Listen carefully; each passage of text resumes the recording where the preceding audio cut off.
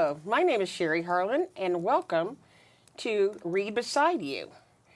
Today, our guest is Lisa Suttle, Director of Strategic Initiatives Psychiatric Services for Reid Health. Welcome, Lisa Suttle. Thank you very much. Thank you, Sherry. Lisa, how long have you been with Reid Health? Actually, I just celebrated my 11th year at Reid Health. Okay. And you also have had experience with other health endeavors within the community as well? Sure. I started my career at the state hospital here in town and actually worked there for 20 years before deciding I wanted to try something different, come to Reid Health. I worked at Reid for a short time as a charge nurse and then went to Wormley Children's Home for a year. Okay. And then came back to Reid. And actually got great experience at all locations, definitely use all of it all the time. So really appreciate what this And you've moved into a relatively new position for you in a newly created position at Reid. I have. So explain what you do as Director of Strategic Initiatives. Sure. Actually, my position changed about 6 to 8 months ago, and specifically behavioral health at the hospital has really grown to where, we have outpatient, inpatient, satellite offices, really trying to integrate behavioral health and substance abuse treatment within our community. So the need was there for somebody to really take on that role and be able to communicate, be involved with the community, and also help with hospital initiatives too as well related to behavioral health and substance abuse. So that's a huge part of what I do is just those strategic initiatives. It's changing all the time with reimbursement and evidence-based treatment and all of those different areas. So it's just really important to keep on top of that and integrate it as much as possible. Right. And so many of the headlines that we read right now are regarding substance abuse, especially in the Reid service area. We are officially, 35 miles from Montgomery County, Ohio, and which was recently listed as one of the #1 places for opiate abuse. And with that, Reid has a group called Heroin is Here, Yes. in which you are the facilitator. Yes. So tell us about Heroin is Here. Sure. Actually, the group started in 2014, November 2014. I tell this story to everyone, but we invited about 50 people to the first meeting, and it really was just to come to the table to talk about what each area is seeing or having trouble with or what's happening. We had over 60 come that day, and the group has continued. We meet every other month, but we also have split out into 4 different groups, so that we have 3 focus groups, and then we still have the main Heroin is Here group, which really shares a lot of information, new treatment programs, or anything that may touch substance abuse in any way, and mental health too as well, so that everybody's aware of those services and can continue to use those and those resources. And for our viewers that aren't particularly clear, name some of the participants or types of participants. Sure, we have agencies represented from all over, but actually in different counties too, not just Wayne County. But we have judges who attend, also county commissioners. We have treatment facilities that are within our county that attend. Again, we have other groups that are in other communities and counties that come to see what we're doing, but also we pick their brains too about what they're doing so that we can, maybe include some of their initiatives too as well. We have providers that attend the Heroin is Here meeting.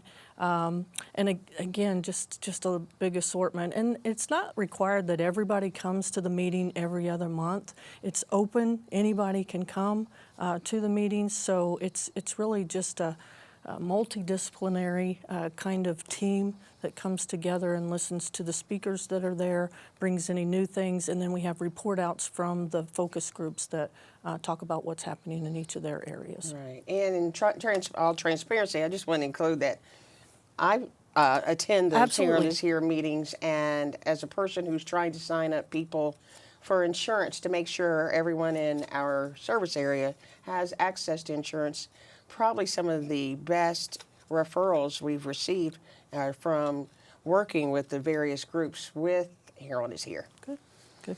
And going, often we'll go to recovery meetings or wherever people are at. I go to the Crossroads or to Richmond Treatment Center. So it's been very valuable for the overall health, because often, if without having insurance, that they can't receive treatment. So we kind of work in all angles.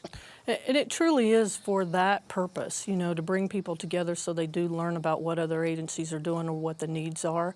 It's also about sharing statistics too, specifically about what is going on in our county. I will say, sadly, you know, we're not seeing a lot of those statistics get any better, but I do think the awareness is much better about what's going on. I have many people call and ask me about questions or services that are in place, what they can do to help, different things like that. So it truly is a very, I think, helpful committee in our community to help with those areas. And one of the other challenges is making sure that the general public is aware. And I often, being in the community, get stopped when people will say, "What's going on?" or "Are we doing anything?" We're moving the meter a little bit, but there are just a lot of opposition, not necessarily for treatment. It's just making sure the person who's addicted gets treatment and follows through. Sure. So we like to, that's why I wanted to invite Lisa on, so she can explain some of the different options and opportunities that people have available. So where can we find more information regarding this group? Sure. I have a few slides that we'll kind of just go through real quickly that'll provide some information, but also I can give a resource information too. So the first slide that we have there is specifically about opioids. And I just real quickly, I know there's small print on this, but you can go to reidhealth.org and then type in heroin, and this whole website will come up with a lot of information. This one specifically just gives you information from heroin, fentanyl, carfentanil, and gray death, and explains to everyone what the dangers are associated with that. You know, any single dose of any of these drugs can lead to addiction or death, and it's just really important that we stay connected and aware of what those things are. And within that, I'd like to have a ABC type primer, and that page definitely shows that. So, and going to the Heroin is Here meetings, a lot of times people will say, "Well, they're saying fentanyl, and then there's carfentanil, and then there's gray death." And I try to say, yes, that's kind of the gradual or in dangerousness, absolutely. The dangerousness of it, okay. And in the time frame of what we're seeing, it's leading to each one of those. And again, they can be very deadly. I mean, carfentanil is a elephant drug tranquilizer. So if that kind of gives people a peace of mind of what we're talking about there. So, you know, we work very closely too with the babies and the mothers too as well. And our next slide gives some information about that. We are seeing an increase from 2016 to 2014 already with those babies who are born or mothers who are testing positive for opiates. I do want to just clarify that real quickly, though. That can be any mother that's taking Suboxone or methadone, which is a medication-assisted treatment. Those would be included in those numbers too as well. But we are finding that sometimes they're not in treatment. They're buying that off the streets. Okay. So again, that number is the total of mothers who are testing positive for opiates. So that list is only opiates. So if they were taking maybe marijuana or something else, that's not even included. No, those numbers. no, those so aren't. Actually, our numbers would probably go up higher. They are higher. They are higher, but we try to focus specifically on opiates. But we do test for all drugs specifically, and any drug, any positive testing that comes back, no matter what the drug is, it's an automatic report to Department of Child Services. That was going to be my next question, because I think the perception is people test positive, and then they just go their merry way out the door. No, they are counseled. Yes. As well as trying and urged into treatment. Yes. Yes. And again, specifically, Department of Child Services is involved to make sure that safety measures are put into place. We work very closely with them at the unit level. They do an awesome job at that, of making sure that occurs. So. And other resources, and you have also been invited to speak nationally Yeah, actually. because. So we are moving that barometer, or that thermometer rather, of knowledge. So people are inquiring from other parts of the country on exactly what Heron is here and what Reid is doing within the community. Can you give me an example of? Sure, absolutely. A couple weeks ago, just went to Vegas and presented during a conference. And I will say the conference was specifically related to behavioral health. But again, you can't talk about behavioral health and not talk about substance abuse. And really, there's not what came first. It seems like they're joined together many times. It's very difficult for us to see a patient that doesn't have some type of underlying anxiety or depression. And it's definitely needed to be treated at the same time too. But during that conversation, you know, I spoke specifically about behavioral health, but also added in about substance abuse treatment. And people were very interested in what we were doing, our statistics that we were sharing, our infographics that we were sharing, also the innovative things that we're doing, such as with the bridge device. And we have had a mother who's been very successful. There will be a report coming out on that soon, but has been very successful that we were able to use the bridge device, which is a device that helps a person to get through the pain of acute withdrawal. And she's doing excellent, just absolutely doing excellent, working full time, has her baby at home with her. So we're really very proud of that, and there will be more information coming out. But just being able to share that information, people were very interested.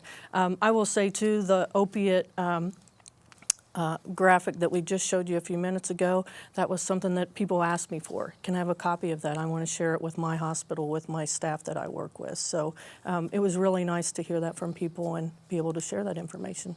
It's always interesting that when we compare, more like the college children have no shoes, that locally people a lot of times question things, but nationally we've definitely been recognized for a lot of the outreach and the measures that we are trying to get the word out and work with the various addicts. Yeah, absolutely. We're not alone. Not alone. And again, people just try to pick each other's brains because nobody has a definite answer. And so we just try to talk with each other about how are you doing with that? Is it working? Is it not working? Have you tried this? Those kind of things. So it's really nice to be able to Another question I wanted to ask you, within the Heron is Here group, I've noticed that there have been parents of addicts have developed different groups, and they are also participants. So absolutely. There's a lot of grassroots efforts within the community. You know, sometimes too many to talk about, you forget somebody. And we do have specific resource guides, which are definitely on our web page too, so people can go there and we keep those up to date. It gives them a lot of information, and they're color coded, so you know specifically what type of treatment that facility provides. So there's a lot of information. And again, you know, people can call me anytime. 211 has a lot of information too. We partner with them about resources within our community. So there's a lot of places that people can go to find information. Let's discuss some of the lately, because the opiate problem is such in the news and it's become a bit of a political issue.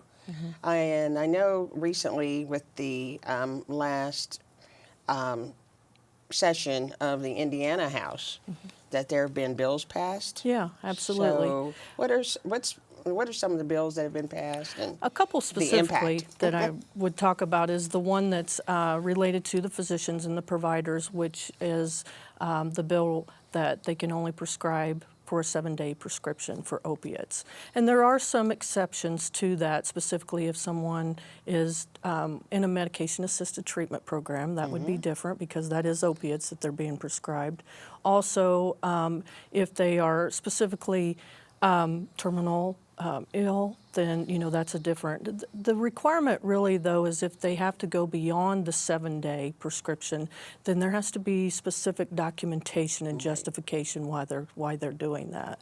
And it allows something on both ends. It allows the physicians to be able to tell patients, this is the law now, and this is what I have to follow, so this is what we're going to do moving forward. It also just helps so that people aren't getting a 30-day and 60-day prescription of opiates, and becoming dependent upon those drugs or addicted to those drugs, and not falling into, when they do stop, then they do look for the heroin or something else to use because, again, it's an awful withdrawal that they have to go through, and they want to find that to feel good again.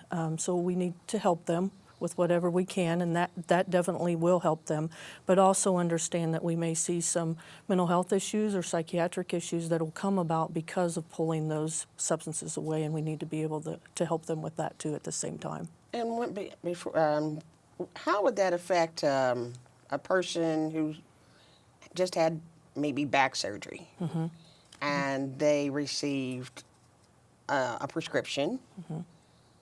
So how would it be now with the advent of these new legislative measures? So previously they might have received 90 pills, and now they're going to get a 7-day. They make it may be that way, but again, if the physician can justify the need for that to continue, the biggest thing is that we want to offer them alternatives. Okay. And there are different alternatives in place or out there now that we need to bring to the table to help people with pain management. So there's specialty areas that need to help with that. Again, underlying psychiatric issues need to be assessed because sometimes people are taking those meds just to feel good and don't have, all the information, and there's other things we can do to help them to feel better about that. But again, each patient will be individually looked at and helped through the process. So we're trying to make that happen as much as possible. I believe in the legislative, was there something local?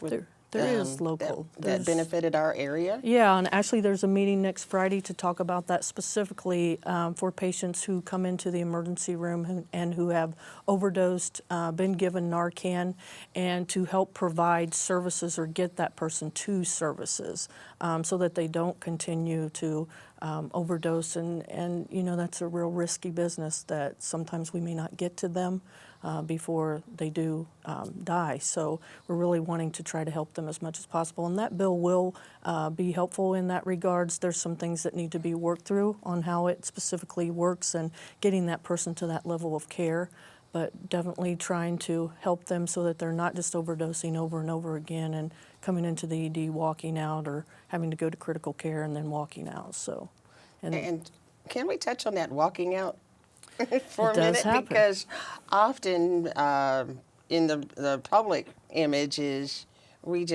that people are coming in to their health system and then they get what they need and they walk out, or we don't see them again, and it happens. It does, and people have rights, and they're not. There are things as a hospital and through HIPAA violations that we have to follow.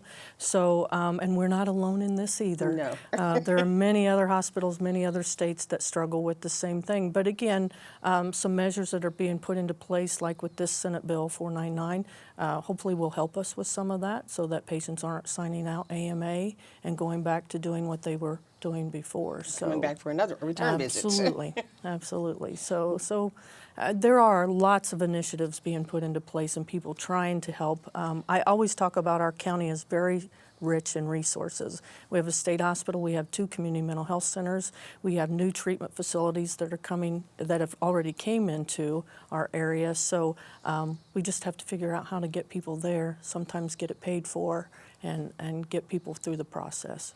And that's another thing on the financial ability to, normally by the time a person is in distress, they're become addicted. A lot of times they've burned bridges with friends and family, and they have nothing. It's true. But the biggest thing is to say, okay, I have a problem, Yeah. and getting them there. And so what are some of the things when people have no money, but they need to get in? Yeah, I don't think you give up just because you have no money, because there are programs within the community that can help. Okay. I know the New Meridian program on the Richmond State Hospital grounds will help with different types of insurance needs, or if people are indigent, they will help with that too as well. But now that's the first I've, well, on the most level, most people don't understand that process.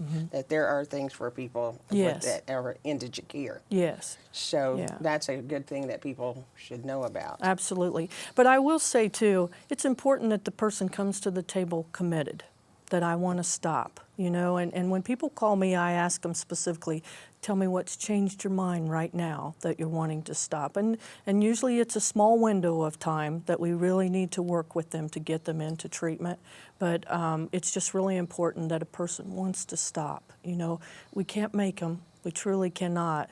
And the commitment on their end is very important, always very important. I wanted to also, when we were talking about the addicted babies, could you tell us about the volunteer group that helps rock babies? Sure, and specifically that's at the unit level where they do that. But these babies specifically, when they're withdrawing, and it's different for each baby. So I try not to say this happens to every single baby that comes in. It depends on what the opiate is that the mother's using, how much they've used, how long they've been using it, on the amount of time that a baby will go through withdrawal. But there's all kinds of things that happens to them.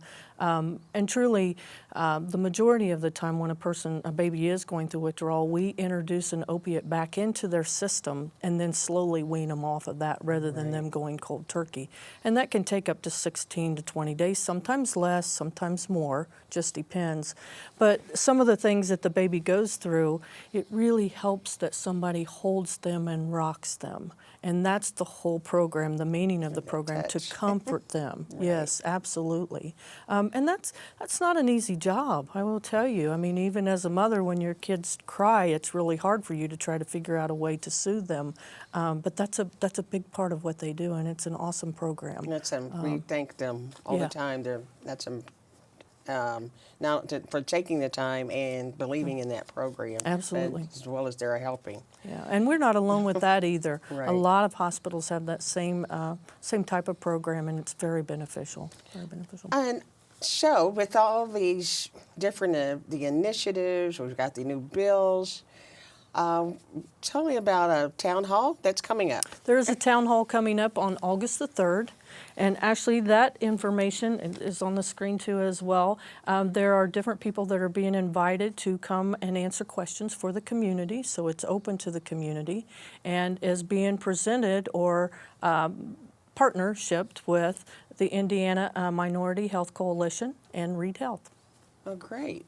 And we really want to invite the public. Absolutely. And making sure, because a lot of times this will give, well, in my opinion, it will give people a chance that if you've never seen a lot of just the graphics that you showed on the screen, if you haven't seen that information, it'll give you a chance to see some of the vendors that have some of their programs and what they've done. Just a really good view on what's going on in our community, what certain legislators they've been invited, and how they feel about the opiate problem and their stance and what they're trying to do legislatively. So we really encourage our community to put August 3rd on your calendar to make sure that you can see the various options and programs that are available in our community. And I can't think of anything else. Right. And I think that was there anything else that you'd like to? Just wanted to add the needle exchange program or the syringe exchange program. Actually, last week went to weekly instead of monthly. And I want to reinforce just real quickly that is a harm reduction program. Specifically, we don't just exchange needles there. There's a lot of conversation that takes place, resources, talked with patients about, our patients or participants about, and also just services there, people there directly, counselors that can talk with them and get them to a better place in their life. So I wanted to bring it up. A misconception that somebody's just handing out needles and they're not receiving counseling or anything, but actually they are. Yes. And so instead of just once a month, You said it'll be weekly It now. started weekly last week. So it'll Okay, only and be it's weekly. at the same location? Same location on Thursdays, but the times are different, and that is on our website too. So Okay. if people are interested in that, they can go there too as well. So they can go to the reidhealth.org Yep. and click on substance abuse or Just heroin. type in heroin, and Okay. it'll come up. Oh, great. Yep. We want to thank our guest today, Lisa Suttle, and thanks for all you're doing in the community. Sure. And Anytime. thank you for being here today. You're welcome. Sure.